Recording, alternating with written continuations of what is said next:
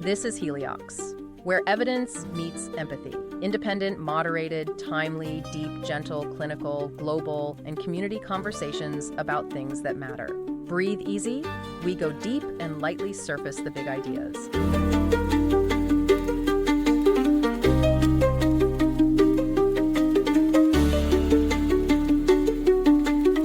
Welcome to the Deep Dive, where we cut through the noise and get straight to the insights. Great to be here. Today, we're diving headfirst into something pretty major. A real legal landmark that just sent ripples across the globe. You mean the International Court of Justice advisory opinion? Exactly. The ICJ, the UN's highest court, has delivered its first ever advisory opinion on climate change. Yeah, and it's not just another report, is it? It's a hefty document, like 133 pages. Right, and it sets out the actual legal obligations of states. It really is monumental. I think a lot of people were waiting for this because it goes beyond just policy ideas. This opinion is about interpreting the international law that already exists, clarifying what countries are, already supposed to be doing about the climate crisis. And that's exactly our mission today. We want to unpack the core of this opinion. Makes sense. Like, what did the UN General Assembly actually ask the court? What did the court come back with? And crucially, what does it all mean, right? Yeah, what does it mean for how countries, and really for you, our listener, engage with climate action from now on? So we'll need to look at the science they used. Definitely. The scientific basis. And then the different layers of law, treaties, customary law, even human rights law. And wrap up with the consequences. Right. What happens if states drop the ball? Absolutely. The legal consequences. Think of this deep dive as, well, your shortcut to understanding this really critical legal framework. A framework that seems poised to shape, well, our collective future.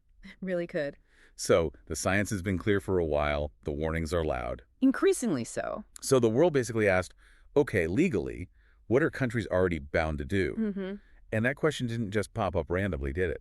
It was a collective push towards the ICJ. How did this specific request get started? Well, what's fascinating is that the request came directly from the UN General Assembly. Okay. And it wasn't just a few states. The resolution was co-sponsored by 132 member states. Wow, 130? Yeah, and adopted without a vote.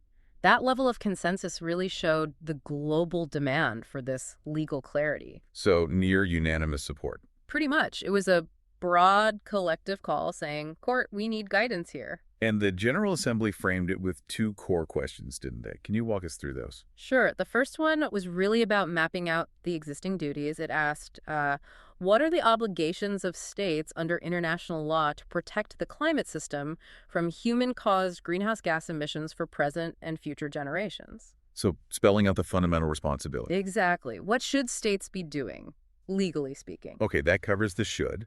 But what about the what if they don't? What did they ask about consequences? Right. That was the second question. It went into the legal fallout.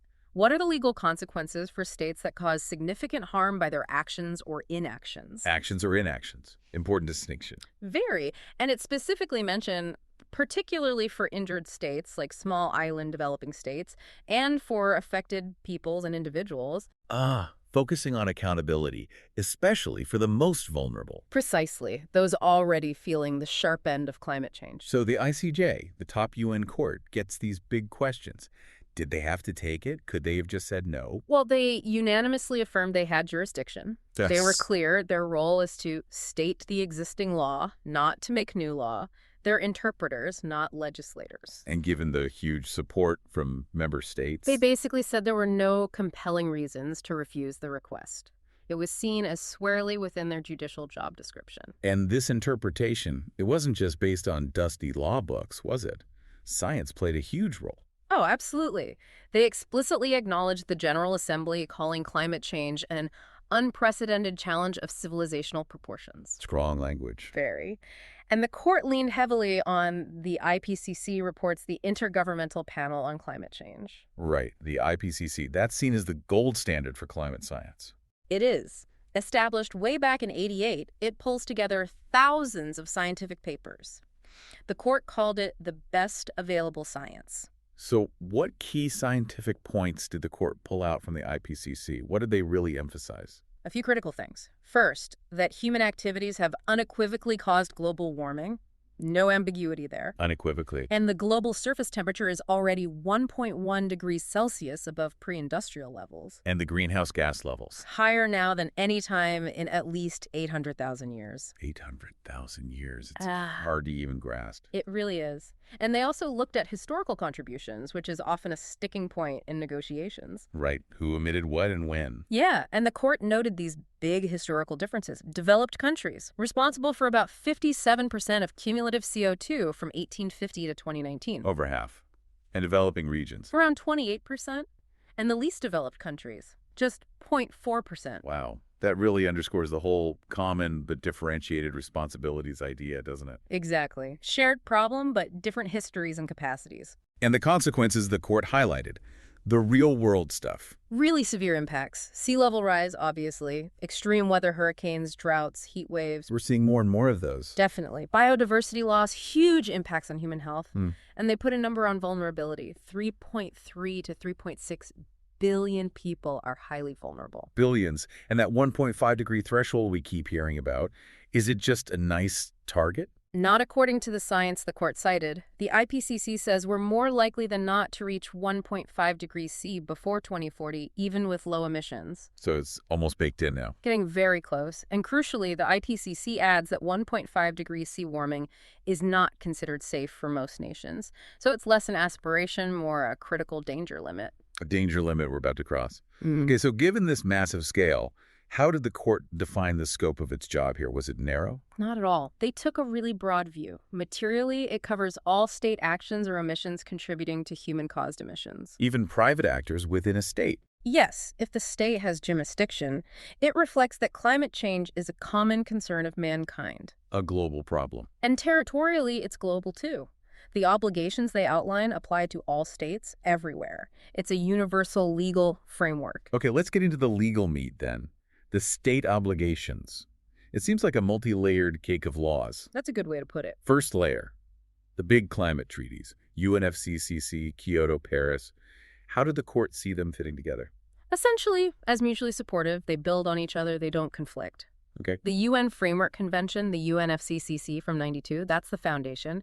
Its ultimate objective is preventing dangerous human interference with the climate. And it sets binding commitments. Yes, legally binding commitments for everyone, like tracking emissions. But there's a key distinction. Between developed and developing nations. Exactly. Developed country parties have extra leading obligations on emissions cuts, and some of them, the Annex II parties, must provide finance and technology to help developing countries adapt. Right. Then came Kyoto. How did that add to the picture? Kyoto got more specific. It put actual numbers, quantified emission reduction targets, on certain developed countries. Even though its main commitment period is over. Right, but the court said it's still in force and still relevant to the overall legal picture. It showed the direction of travel. Which brings us to the Paris Agreement, 2015. The big one now, that 1.5-degree goal. Yes. What about the NDCs? The nationally determined contributions, each country's climate plan. Did the court give them teeth? This is really interesting. The court stressed NDCs are not subject to unfettered discretion. Meaning countries can't just promise whatever they feel like. Pretty much. The court elevated them. They must show progression getting better each time. They must reflect the country's highest possible ambition. Highest possible ambition. And this is key, taken together. All the NDCs must be capable of achieving the 1.5-degree temperature goal. Wow. So it's not just about individual effort, but collective success towards that 1.5 target. Exactly. It shifts NDCs from just pledges to something with real legal expectation tied to that global goal. Aiming for climate safety is now embedded in the legal obligation. So countries have to aim higher, collectively hit the target. What about the actions themselves? Mitigation cutting emissions and adaptation preparing for impacts. States have a due diligence obligation for both. For mitigation, they need to pursue domestic measures with best efforts. Due diligence. What does that mean practically? It means taking all reasonable, careful steps to prevent harm, like setting up laws, regulations, enforcement mechanisms. It's not just hoping for the best. And for adaptation. Same standard. Due diligence. Planning and implementing things like ecosystem restoration, early warning systems, using the best science. The court sees adaptation and mitigation as complementary. You need both. Makes sense. And the cooperation part, finance technology for developing nations. Developed states shall provide financial resources. That's treaty language. Shall provide, not may provide. Right. And support technology transfer and capacity building. While there's no dollar amount specified in the opinion, this support must be enough to enable the 1.5 degrees C goal, reflecting developed countries' capacity and developing countries' needs. It's about fairness and enabling everyone to act. Okay, that covers the treaties. But the court also looked beyond treaties to customary international law. Yes, these are like the underlying rules of the road that apply to everyone, treaty or not. So what are those core duties? Two main ones. First, the duty to prevent significant environmental harm. This is fundamental. And it applies globally, not just neighbor to neighbor. Yes, explicitly to global commons like the climate system. It requires heightened vigilance and prevention, What does that look like? proactive national systems laws, enforcement, and crucially doing environmental impact assessments, EIAs, for activities that could release significant GHGs. Even if one project seems small on its own. Yes, the court acknowledges the cumulative nature. Even individual significant activities can trigger this duty because they add up. Okay, that's the prevention duty. What was the second customary rule? The duty to cooperate. It's rooted right in the UN Charter, a basic principle. And essential for climate change, presumably. The court called international cooperation indispensable. It requires good faith collective action from everyone. So how do these customary rules interact with the treaties? Do the treaties replace them? No, they coexist and inform each other. Think of it like layers of safety. Fully complying with the climate treaties suggests you're probably meeting your customary duties. But it doesn't erase them. Exactly. They reinforce each other, creating a stronger overall legal net. The court didn't stop there, did it? It looked at other environmental treaties, too. Yeah, ones that protect parts of the climate system, like the Ozone Layer Convention and its Montreal Protocol. How do they connect? Well, some ozone-depleting substances are also powerful greenhouse gases, so phasing them out helps the climate, too. They also looked at the Biodiversity Convention. Because ecosystems are involved. Right. Protecting forests, for example, acts as mitigation.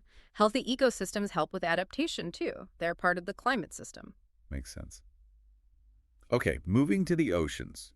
The court gave great weight to another court's opinion, the Law of the Sea Tribunal. Yes, the ITLOS opinion on UNCLOS, the UN Convention on the Law of the Sea and Climate Change. And the core obligation there for oceans. Under UNCLOS, states have a duty to protect and preserve the marine environment from climate change effects and GHG emissions. That sounds pretty broad. It is. It requires far-reaching and efficacious measures with a stringent standard of due diligence. Similar standard again, due diligence. Yes, and it also includes cooperating on rules and doing those environmental impact assessments for activities potentially harming the marine environment. And there was that interesting point about sea level rise in maps. Oh, yeah, that was quite specific. The court noted a consensus among states. There's no obligation under UNCLOS for states to update their maritime zone charts once they're established, even if sea levels rise. Why is that significant? Well, think about small island nations. Even if their land shrinks physically, this potentially gives them a legal anchor. Their established maritime zones and the resources and rights that come with them might be legally protected from shrinking away on paper. It's a potential lifeline. Fascinating point. Okay, finally, the human element. International human rights law. How does climate fit in there? The court was very clear. Climate change profoundly impacts a wide range of human rights. It stated the environment is the foundation for human life. So, specific rights are threatened? Absolutely. The right to life itself, the right to health, the right to an adequate standard of living that includes food, water, housing, even the right to privacy, family, and home. And it doesn't affect everyone equally? No. The court specifically highlighted that vulnerable groups, women, children, indigenous peoples, are hit disproportionately hard. This demands equity in climate action. Now, this idea of a specific human right to a clean, healthy, and sustainable environment, it's gained traction recently. What did the ICJ say? This was a big moment. The court concluded this right is essential for the enjoyment of other human rights. Essential. Yes. And they pointed to that 2022 UN General Assembly resolution, passed with 161 votes, as strong evidence of its wide global acceptance. It's a powerful recognition linking environmental health directly to human dignity. What about borders? Do human rights obligations stop at a country's edge when it comes to climate pollution? Not necessarily. The court recalled that human rights treaties, like the main covenant on civil and political rights, can apply extraterritorially when a state exercises jurisdiction or effective control outside its own territory. So takeaway. States must take necessary measures, mitigation, adaptation, laws regulating companies to protect the climate system in order to guarantee human rights. These duties are all woven together. Treaty, customary law, human rights. Okay, so we have this complex web of obligations. What happens when states don't meet them? What are the consequences? Right. The court was careful to say it wasn't judging any specific state in this opinion. It was outlining the general legal framework for responsibility. But the rules exist. Oh, yes. The standard rules on state responsibility under customary international law. Fully applicable. And what about things like the Paris Agreement's Loss and Damage Fund or its Compliance Committee? Do they replace legal responsibility? No. The court said those mechanisms are facilitative and non-punitive. They help states comply, but they do not exclude the general rules on state responsibility. So they don't let states off the legal hook. Exactly. Now, this seems tricky. How do you prove one country's failure to regulate caused harm somewhere else through global climate change, attribution, and causation? Yeah, it's complex, but the court addressed it. The wrongful act isn't necessarily the omission itself, but the state's breach of its legal obligations, like failing to regulate polluters properly. That failure is attributable to the state. Okay, the failure is the breach. Yes. And for reparations, you need a sufficiently direct and certain causal nexus between that wrongful act and the injury. Sounds like a high bar for climate change. The court suggested the standard is flexible enough. Scientific evidence, they said, can help establish the link between overall human-caused emissions and climate harm, even if you can't trace one molecule to one flood. It's about contribution to the overall problem. Okay, this brings up that term erga omnes obligations, duties owed to everyone. How does that play out? This is a really profound part of the opinion. The court found that obligations protecting global commons, like the climate system, are erga omnes owed towards all. Meaning all states have a shared legal interest in protecting the atmosphere and the high seas. Specifically, customary law duties, like preventing significant global harm, are erga omnes. and treaty obligations. Those under UNFCCC and Paris are erga omnes parts owed to all the other states signed up to those treaties. So what's the practical implication, the so what, for you listening? If it's owed to everyone, who can complain? That's the point. Because they're owed to all, any state can potentially invoke the responsibility of a state that's breaching these obligations. Even if that state isn't directly harmed itself. Yes.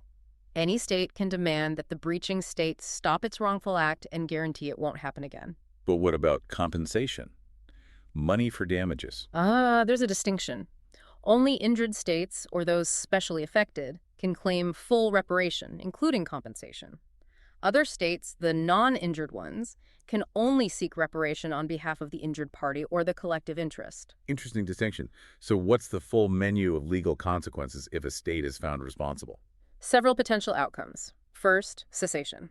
The state has to stop the wrongful act. That might mean revoking bad laws or policies. Okay, stop the harm. Second, guarantees of non-repetition if needed to make sure it doesn't happen again. Promises for the future. And third, for injured states, full reparation. This could be restitution, undoing the harm if possible, compensation, money, or satisfaction, like an apology or formal acknowledgement. And if the damage is hard to quantify precisely? The court noted compensation might be awarded as a global sum based on equitable considerations.